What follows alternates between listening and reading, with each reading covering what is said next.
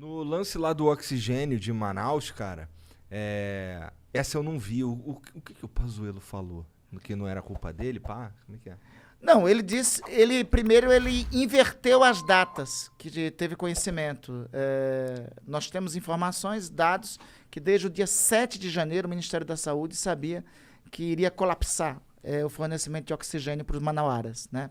Na verdade, a Secretaria de Saúde do Amazonas já tinha informações da White Martins, que é a fornecedora de oxigênio, desde julho a agosto.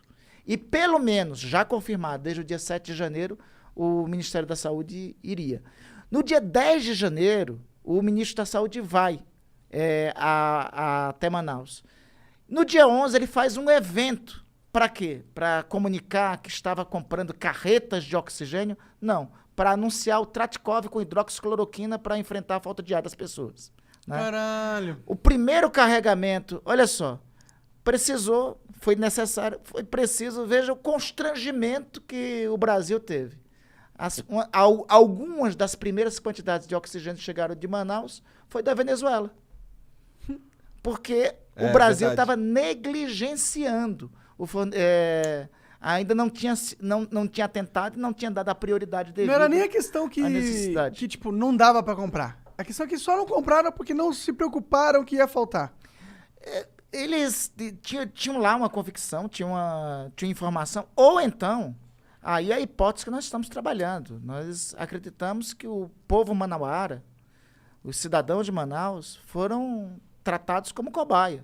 Eles viram que o colapso existia, eles viram que o sistema estava colapsando, eles disseram, vamos dar hidroxicloroquina que resolve. Quando viram que falhou a hidroxicloroquina, aí foram atrás do oxigênio, mas e só aí era depois. tarde demais. Aí já era muito tarde. Aí Então, deu o que deu. essa é a hipótese que nós caminhamos lá. E essa hipótese aí não é para denunciar criminalmente ao Ministério Público, não é para o impeachment somente, não. Isso aí é crime de lesa humanidade. Segundo o Estatuto de Roma, crime de lesa humanidade é julgado pelas leis do país, mas é julgado também pelo Tribunal Penal Internacional. Isso é algo que eu ficava pensando às vezes, assim, porra, imagina se o Bolsonaro, se ficar provado mesmo que o presidente fez merda na pandemia, porra, o mundo vai querer a cabeça dele. O que pode acontecer no fim da CPI lá? O que tu imagina? Igor, eu defendo que o relatório final da CPI tenha 3 grandes capítulos, que eu chamo de 3 tomos. O primeiro tomo apontar o que foi crime político. Crime político está na Constituição, artigo 84, né? É o chamado crime de responsabilidade. Quem é que julga crimes de responsabilidade? É a Câmara dos Deputados, né? Então tem uma primeira parte de caracterização disso, que manda para a Câmara dos Deputados com o juízo de admissibilidade do presidente da Câmara, que é o deputado Arthur Lira. Uma segunda parte é dos crimes comuns. Esses crimes comuns vão para o Ministério Público Federal.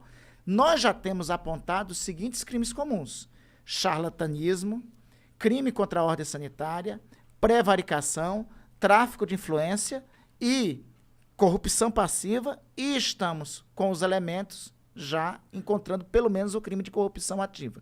Então, esses crimes comuns vão nessa segunda parte do relatório. Na terceira parte do relatório, nós temos todos os elementos para esse morticínio que aconteceu em Manaus. Todos os elementos indicando que lá a população manauara foi feita de cobaia.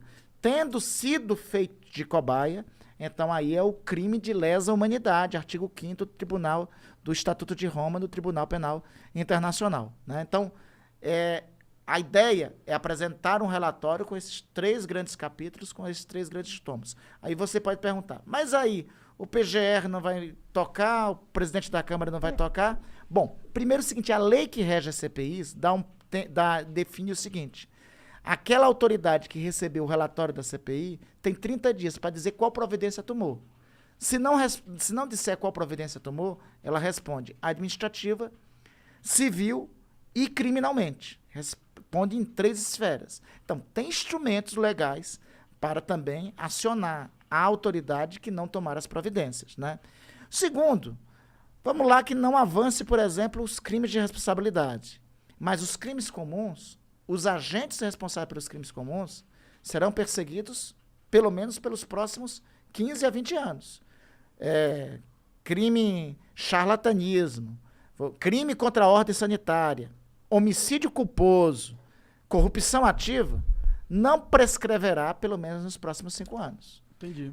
Então, isso que me leva a crer, a acreditar e a lutar para que o relatório final, né, tenha um peso não somente para agora. Independente disso, Monark e Igor, esse serviço que está sendo feito não é um serviço somente para prestar conta como parlamentar, não é um serviço somente para a sociedade ver, é um serviço para a história. Porque, Igor, é o seguinte, acabei de estar falando aqui na preliminar contigo, que eu tenho um netinho, Antônio Gabriel, tem 8 anos. Eu acho que ele tem pouca noção, referência hoje, tem noções assim vagas do que foi a pandemia, né? Mas daqui, quando ele chegar com 20 anos, nos livros de história, vai estar escrita essa tragédia aqui que nós brasileiros vivemos. Ele vai olhar para mim e vai dizer, vovô, o que foi que o senhor fez e de que lado o senhor estava? Eu quero ter a consciência livre para dizer, meu neto, eu fiz tudo o que era possível ser feito. O que eu fiz foi isso, isso, isso. A prestação de contas nossa não é com eleição, não é com agora. É uma prestação de contas mais dura, prestação de contas com a história. E a história, eu sou historiador, a história nos ensina que ela tem a porta de entrada da glória e tem a porta de entrada da vergonha. Tem a porta de entrada da honra e a porta de entrada da desonra. E a pior coisa para as gerações que virão, para os descendentes de alguém, é entrar pela história, pela porta da vergonha. Com certeza.